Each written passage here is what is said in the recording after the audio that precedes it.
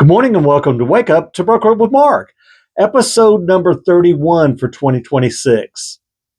Back in the Cherokee Woodstock office, back in the podcast room, added a couple of things to the background back here, including that blue light right in the center to make it a little more homey, to make it a little warmer because it was pretty stark the last time I did this.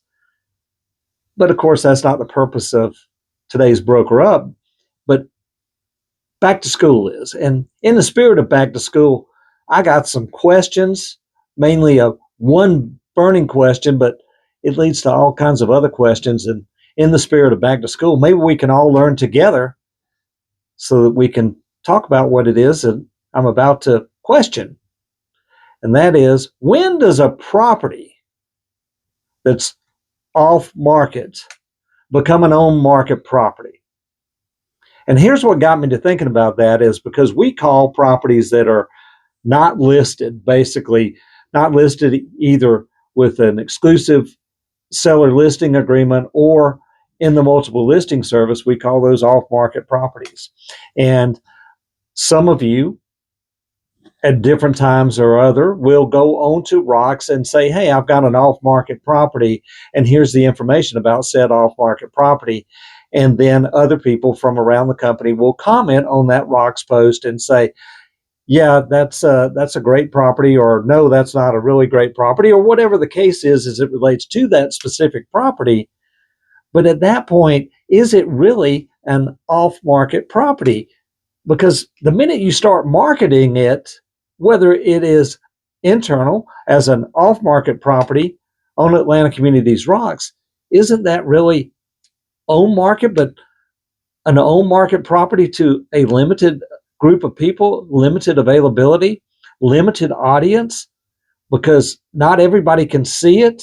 And it's the people that happen to see the post. And then it's maybe they talk to other people about it, word of mouth. But again, it's really on the market. The minute you put it out there in public, even though that's a private group, the minute you put it out there, isn't that really an on market property? And we don't really have a name for those things. We've always called them off market property, but it's really on market property. And when I think of an off market property, I think of the seller who is talking it over with people they know at work, or people they know at church, or people they know from school, or people they know in their sphere somehow. And they have told them that they are going to be selling this particular property, and then another buyer from that pool of people comes to them and says, yeah, I'm interested in that property. That's an off-market property. That's a property that never really saw the light of day except from word of mouth. That is truly an off-market property. And we have court cases going on right now, Zillow, Compass, multiple listing services, all fighting about private listing networks and on market or off market properties and availability and who's doing this. And now the Department of Justice is getting involved. And it just got me thinking. And again, I have more questions than I have answers. In fact, I'm not sure that I have the answer. But when is a property on market, even if it's off market? The minute you mention it, the minute you talk about it, just like I'm doing right now, to a select group of people, didn't I just make it an on market property? I think so. But I'm not the brightest guy in the world, and maybe I'm wrong.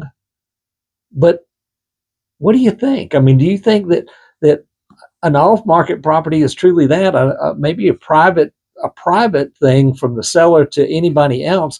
But the minute you take the information and put it somewhere else, now you put it on market property, and it's only to a smaller audience, to limited availability to a certain group of people, and everything is fine for the seller until at some point in the future, i.e. post-closing, after it closes, where the seller's talking about the property they just sold for $600,000, and then the person that they know says, oh gosh, I would have given you $700,000 for that.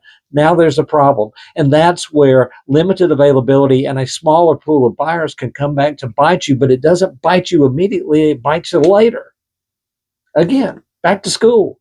I got questions, I got no answers. What do you think? Chime in, let me know. Enjoy your day, enjoy your weekend. Thanks for watching. Talk to you soon. Bye-bye.